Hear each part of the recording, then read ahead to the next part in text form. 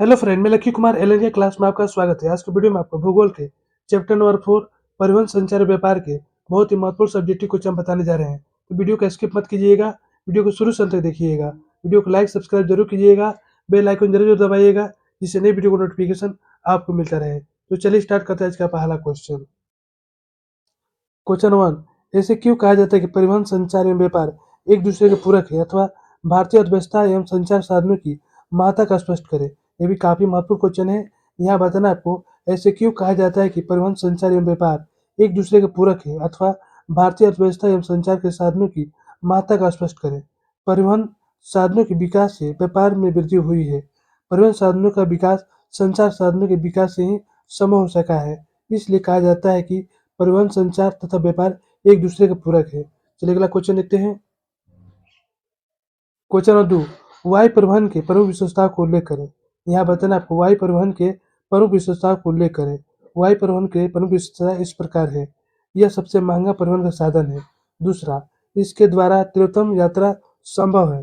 तीसरा, इसके द्वारा आरामदायक यात्रा का लुत्फ मिलता है।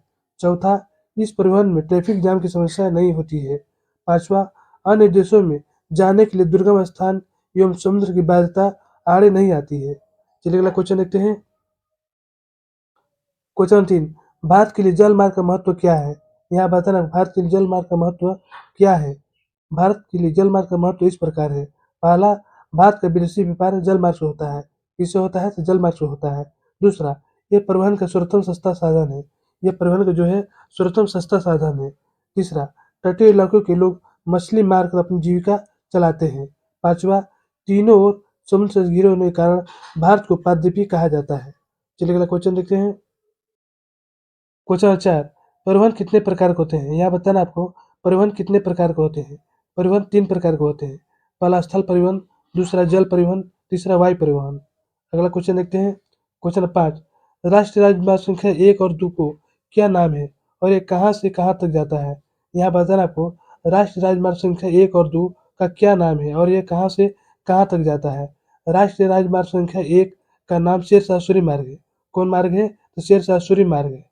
यह दिल्ली से अमृतसर तक जाता है और दूसरा है दिल्ली से कोलकाता तक जाता है। दूसरा राजमार्ग जो है दिल्ली से कोलकाता तक जाता है। चलिए अगला क्वेश्चन देखते हैं। क्वेश्चन 6, बिहार की कोई 2 जल विद्युत परियोजना का नाम लिखिए। यहाँ बताना आपको बिहार की कोई 2 जल विद्युत परियोजना का नाम लिखिए। बिहार की 2 जल विद्युत परियोजनाएं निम्न है। पहला, पश्चिमी सोन नहर जल विद्युत परियोजना। पहला कौन है? पश्चिमी सोन नहर जल विद्युत परियोजना, जो टेहरी में सोन नहर पर बनी है। कहाँ बनी है? जो टेहरी में सोन नदी बनी है, जो रोहतास जिले में है। किस जिले में है? तो रोहतास जिले में है। और दूसरा है कटैया जल विद्युत परियोजना। ये कोसी की सहायक कटैया नदी पर सुपौल जिले में स्थित है। कहाँ पर स्थित है? तो सुपौल जिले में स्थित है। चलिए अगला क्वेश्चन देखते हैं। क्वेश्चन 7, कोंकण रेल मार्ग परियोजना का वर्णन करें। यहाँ बताना आपको कोंकण रेल मार्ग परियोजना का वर्णन करें। ये देश के पश्चिमी तट के किनारे मुंबई से मंगलोर तक एक रेल मार्ग बनाने की परियोजना है। कहाँ से कहाँ तक? तो मुंबई से मंगलोर तक एक रेल मार्ग बनाने की परियोजना है। इस परियोजना की व्यवस्था कोंकण रेलवे निगम द्वारा की गई है। किसके द्वारा की गई है? तो कोंकण रेलवे निगम द्वारा की गई है। यहाँ नियमित यात्री रेल सेवा प्रारंभ की जा चुकी है। चलिए अगला क्वेश्चन देखते हैं। क्वेश्चन 8, स्वर्णिम शतरंज महाराजा मार्ग परियोजना का लक्ष्य क्या है। यह परियोजना किस अधिकार क्षेत्र में है? काफी महत्वपूर्ण क्वेश्चन है। यहाँ बताना स्वर्णिम शतरंज महाराजा मार्ग परियोजना का लक्ष्य क्या है। यह परियोजना किसके अधिकार क्षेत्र में है? इस परियोजना का मुख्य उद्देश्य भारत के मेगा सिटी के बीच की दूरी तथा परिवहन में लगने वाले समय को कम से कम करना है।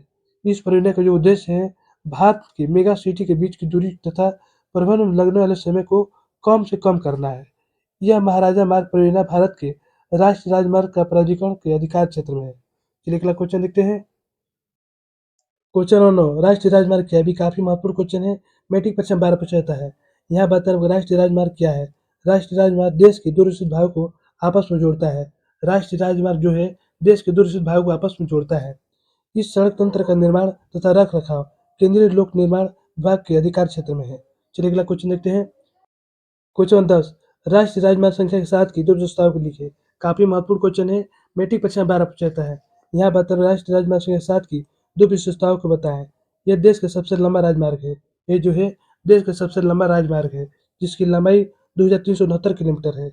इसकी लंबाई कितनी है? तो 2369 किलोमीटर है। यह राजमार्ग वाराणसी जबलपुर, नागपुर, बेंगलुरु एवं मदुरई होते हुए कन्याकुमारी तक जाती है। चलिए अगला क्वेश्चन देखते हैं। क्वेश्चन 11 स्थल परिवहन में कौन-कौन सी परिवहन शामिल है?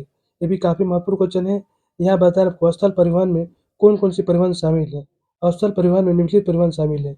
पहला सड़क परिवहन, दूसरा रेल परिवहन, तीसरा पाइपलाइन परिवहन। सड़क एवं रेल परिवहन प्रचलित है।